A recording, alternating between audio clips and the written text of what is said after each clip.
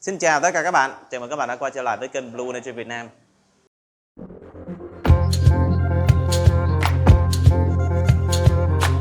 Lâu lắm rồi mình không có lên mấy cái video về build xe rồi ráp động cơ. Sẵn tiện hôm nay có một chiếc xe Jan Momentum của anh khách gắn động cơ 3 van. Thì mình làm cái clip ngắn ngắn gửi đến các bạn xem giải trí ha.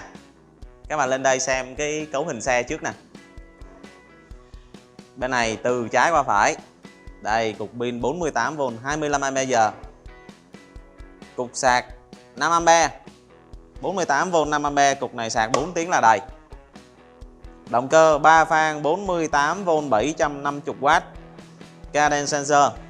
Cadence sensor là gì và so sánh giữa cadence sensor và torque sensor đã có những video trên YouTube luôn các bạn. Nếu như cần tìm hiểu về những loại này á, có thể lên trên YouTube kênh của Blue Energy tìm ha. Có sẵn luôn. Rồi.